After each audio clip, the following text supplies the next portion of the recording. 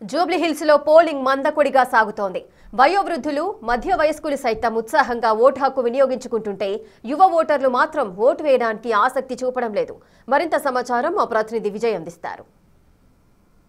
రెహమత్ నగర్ డివిజన్లో అయితే ఉన్నాం. ప్రస్తుతం మనము రెహమత్ నగర్ పబ్లిక్ స్కూల్ ఇది. జూబ్లీహిల్స్ ప్రజలు మాత్రం ఓటు వేసేందుకు సిద్ధంగా లేనట్లయితే కనిపిస్తూ ఉంది. సో మన వద్ద ఒక పెద్దవాడు ఉన్నారు, ఒకసారి అడుగుదాం.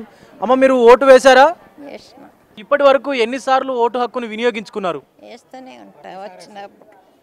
సో మీరు నడవలేకున్నటువంటి పరిస్థితుల్లో ఉన్నారు. ఇలాంటి పరిస్థితుల్లో కూడా మీరు ఓటు వేయడానికి వచ్చారు, కానీ చాలామంది అసలు ఓటు వేయడానికి ముందుకు రావట్లేదు. యూత్ కూడా. సో ఏం చెప్తారు, వాళ్ళకి ఏం చెప్తారు? వెయ్యాలి,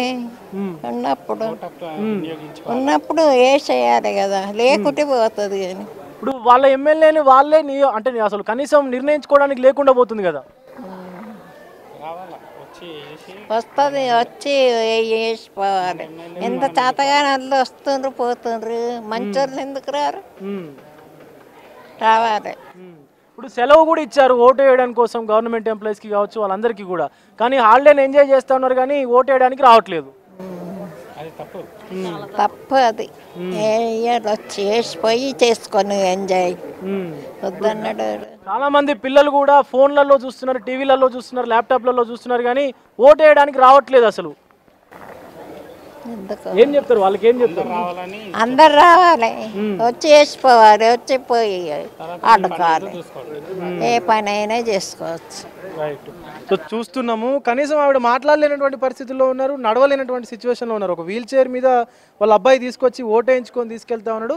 ఆ పెద్ద ఆవిడకు ఉన్నటువంటి కనీసం సంకల్పం కూడా జూబ్లీహిల్స్ యూత్ కావచ్చు, అలాగే కొంతమంది ప్రజలకు కావచ్చు అసలు కనిపించట్లేదు. ఎందుకంటే మనం ఇప్పుడు ప్రజెంట్ ఇక్కడ రెహమత్ నగర్ పబ్లిక్ స్కూల్ వద్ద అయితే ఉన్నాము. సుమారుగా ఇక్కడ ఈ పబ్లిక్ స్కూల్లో 5 పోలింగ్ స్టేషన్లని ఏర్పాటు చేశారు. అలాగే పెద్ద ఎత్తున అటు సిఐఎఫ్కు సంబంధించినటువంటి భద్రతా బలగాలు కావచ్చు, స్టేట్ తెలంగాణ పోలీస్ కావచ్చు, సో అన్ని భద్రతా ఏర్పాట్లు చేశారు, మంచి సకల సౌకర్యాలు కూడా కల్పించారు. కానీ ఓటు వేయడానికి ఎందుకు ముందుకు రావట్లేదంటూ కూడా అధికారులు అడుగుతూ ఉన్నారు.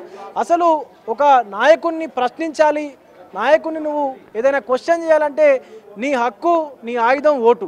అలాంటి ఓటుని వినియోగించుకోవడానికి ఎందుకు రావట్లేదంటూ కూడా అధికారులు చెప్తా ఉన్నారు. ముఖ్యంగా వృద్ధులు కావచ్చు, 80-90 సంవత్సరాలు ఉన్నటువంటి వాళ్ళు కూడా ఓటు వినియోగించుకొని వారి ఓటు హక్కును వినియోగించుకుంటూ అసలు అందరూ వచ్చి కూడా ఓటు వేయాలని చెప్పి పిలుపునిస్తున్నప్పటికీ కూడా ఎందుకు రావట్లేదంటూ కూడా ఆవేదన అయితే వ్యక్తం చేసినటువంటి సిచ్యువేషన్స్ మనకి ఇక్కడ కనిపిస్తూ ఉన్నాయి. వీడియో జర్నలిస్ట్ శ్రీనుతో విజయ్ బిగ్ టీవీ, రెహమత్ నగర్ నుండి.